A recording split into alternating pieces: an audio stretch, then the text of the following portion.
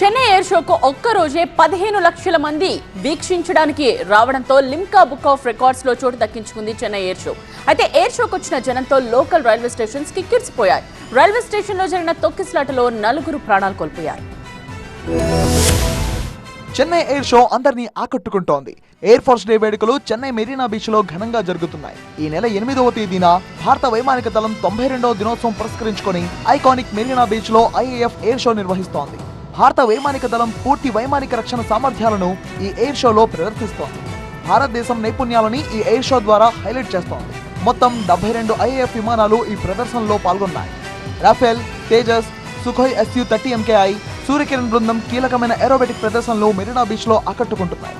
Marina beach లో జరుగుతున్న air షోకి air force chief Amarpreet Singh, Tamil Nadu CM Stalin, deputy CM Udhayanidhi Stalin హాజరయ్యారు. భారత వైమానిక దళం ఎయిర్ షోను చూసి ఆనందించారు. మరోవైపు భారత వైమానిక దళం ఎయిర్ షో చూసేందుకు పెద్ద ఎత్తున ప్రేక్షకులు వచ్చారు. దీంతో మెరీనా బీచ్ సందడిగా మారింది. 7,000 మంది పోలీసులతో భారీ బందోబస్తు నిర్వహించారు. సూపర్ సోనిక్ జెట్స్ విన్యాసాలు కూడా అదరగొట్టాయి. ఎయిర్ ఫోర్స్ గరుడ కమాండోలో విన్యాసాలు చెన్నై ఎయిర్ షోలో హైలైట్ గా నిలిచాయి. ఉగ్రవాదులు దాడి జరిగితే బందీలను ఎలా విడిపించాలి అన్న విషయంపై కమాండో డ్రిల్ ఆకట్టుకుంది. మెరుపు దాడి చేసి బందీలను విడిపిస్తారు ఎయిర్ ఫోర్స్ కమాండోలు. పారాషూట్ విన్యాసాలు కూడా ప్రేక్షకుల మదిని దోచుకున్నాయి. సారంగ్ హెలికాప్టర్ విన్యాసాలు ఈ షోకు హైలైట్ గా నిలిచాయి. 6 హెలికాప్టర్లు గాలిలో రకరకాల విన్యాసాలు చేశాయి. చెన్నైలో 2 దశాబ్దాల తర్వాత ఇలాంటి ఎయిర్ షో నిర్వహించడంతో వేలాది మంది ప్రజలు అక్కడికి పోటెత్తారు. భారత వైమానిక దళ సత్తాను ప్రపంచానికి మరోసారి చాటారు.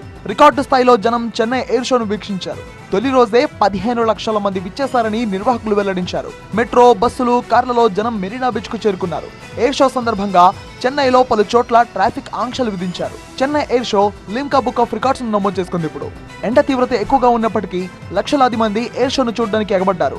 20 మంది సొమ్మసిల్లు పడిపోవడంతో ఆసుపత్రికి తరలించారు వారిని. సెప్టెంబర్ 2003లో కూడా చెన్నైలో ఎయిర్ షో జరిగింది.